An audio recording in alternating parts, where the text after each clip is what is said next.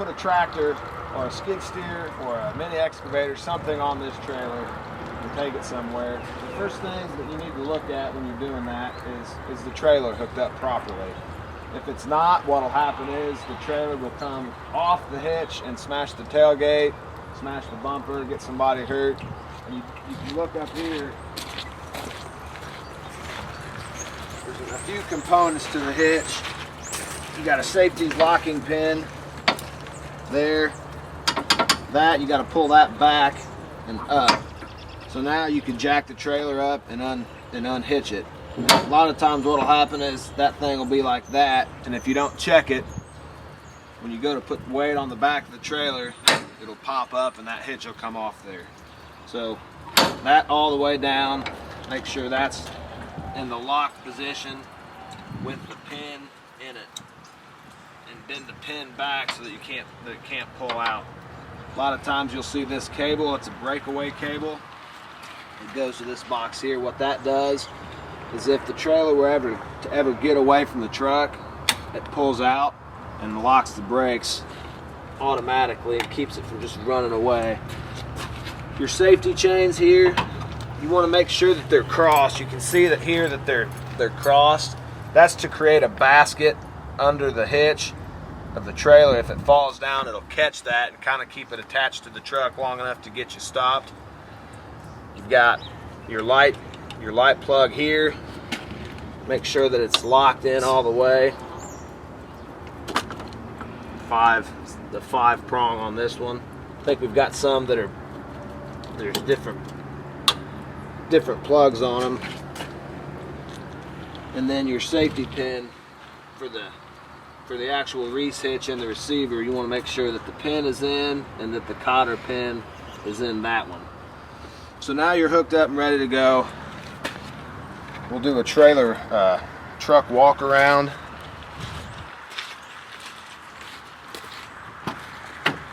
With a check sheet.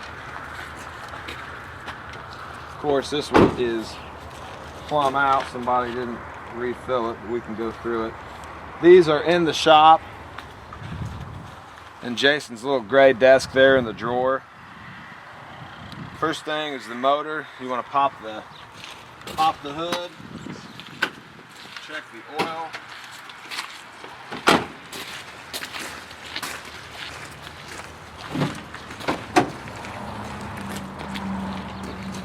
Obviously your oil's right there. It's going to vary on different vehicles, but you're looking for the dipstick on the oil.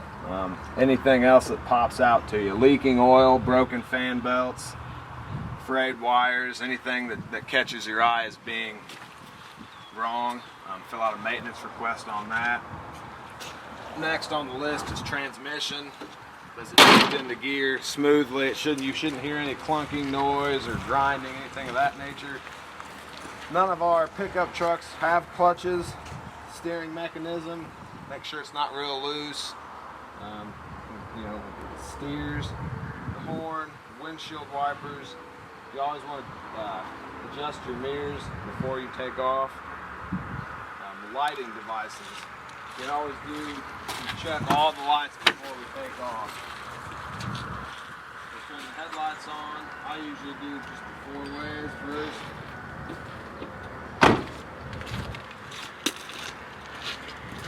Headlights are working, turn signals are good, and then your marker lights. This is DOT, this is out. You can get a ticket for that. The company can get a ticket for that. So just make sure that all the lights are working. We got our flashers on. See, we got a light out over here.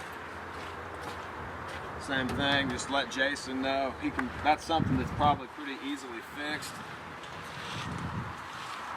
And then check the brakes, make sure the brake lights are working. Grab somebody, just have them see that the brake lights are coming on. The brake lights on the trailer there.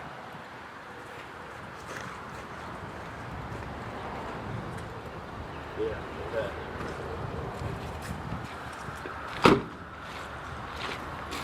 And then it talks about checking the brakes, which you guys just saw the video on how to adjust that. We'll go through that in a little more detail out here. We've checked to make sure the hitch is hooked up correctly. Then the tires. Look for any bulges in the sidewalls. Obviously, a flat tire is going to cause you problems.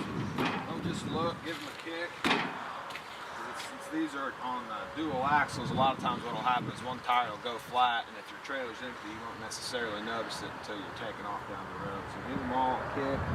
Same thing on the truck. Looking for any missing bolts or studs, nuts, rust. If you see rust coming down, that's an indicator that the nut is loose, so keep an eye on that. And again, just anything that looks out of place. I see that the wire hanging down there, that's probably something that I would note, and maybe just something as simple as a zip tie. Just get it back up there so it doesn't catch something and get ripped off. So that's pretty much your walkthrough. Now we're ready to load the tractor. Take the other side across your load into the hook on the other side. So you pull the slack out of it until it's good and tight.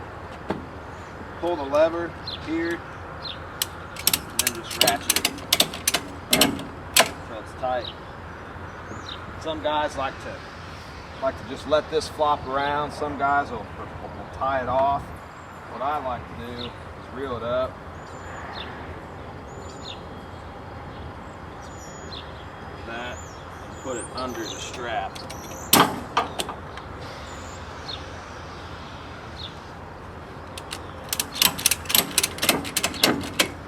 Now it's not going to blow anywhere. It's not going to cause a distraction for other drivers. Or it could even get you pulled over by a cop. Take the ramps down.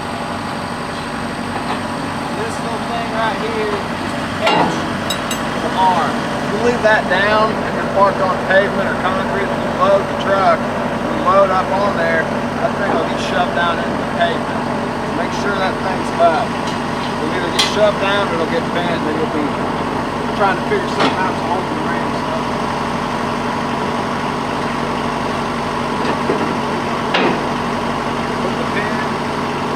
Back in over here. Don't leave it laying on the deck or anything for it to get lost. Throw it down to the mud. Make sure that what you're loading, your ramps are appropriately spaced. You get up on there and your front tire slides off, your rear tire slides off, and you don't go to ride. Like Dave was saying, anytime somebody's loading something, get way back. Because it's not, right there, the machine slid off and fell off the truck. If somebody would have been standing too close, they would have been killed. So always stay far enough back that you're not going to get through.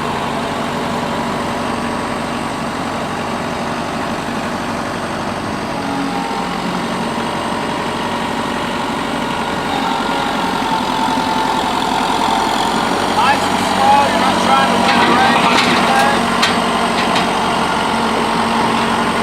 Got an instrument on the back, make sure it's not dragging it down.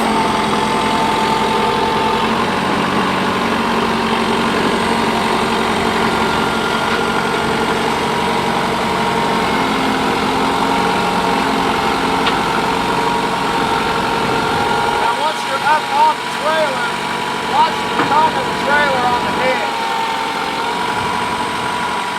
What you're looking for is it to drop down and get actual foot weight on the truck.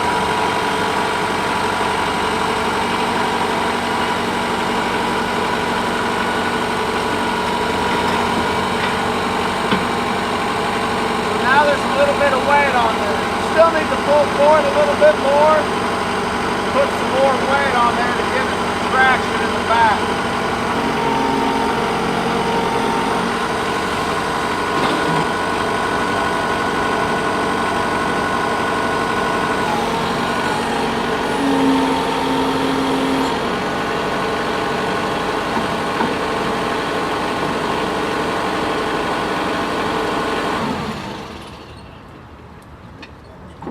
ahead and pick a long enough trailer. You want to make sure your trailer's long enough to fit the load you got too. That's important.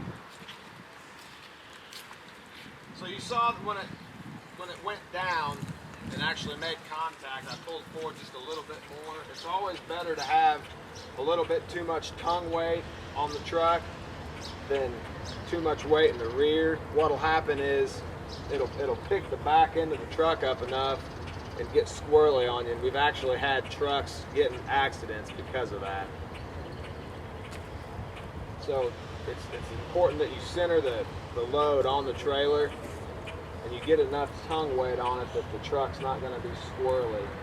Again, this trailer wasn't quite long enough. That probably wouldn't work out. We would need to figure something else out there. But that's what you're looking for on the tongue of the trailer. Now we're going to boom this machine down.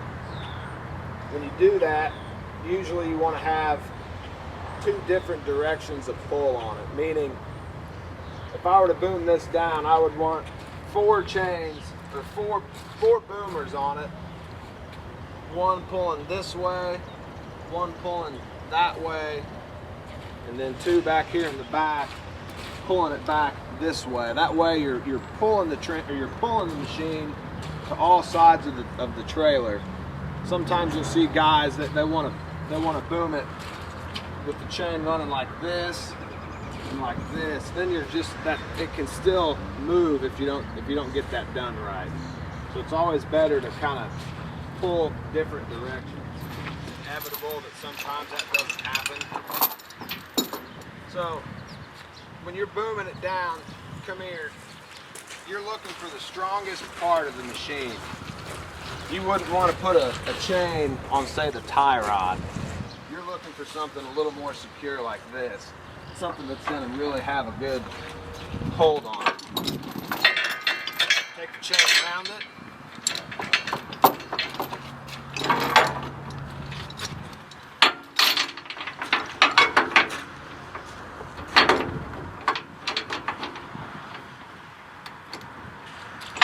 Take the chain binder.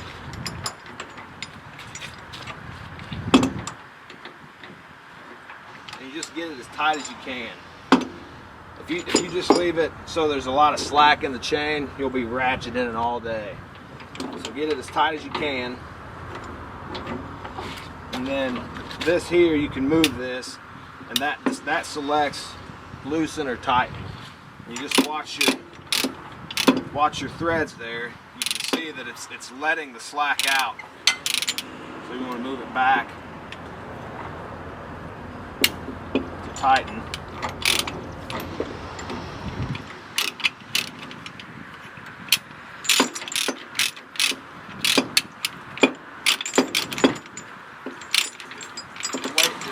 On the trailer and the truck. If you have any questions about it, ask. Get me, get Austin, get somebody that has a little experience on it. Don't just take off because so-and-so's in a hurry, because you'll be the one that gets the question, why the fuck did you take it out of here if you didn't know? Always, always, always ask. I can't stress that enough. If you have any inkling that you might be doing something unsafe, don't leave the shop.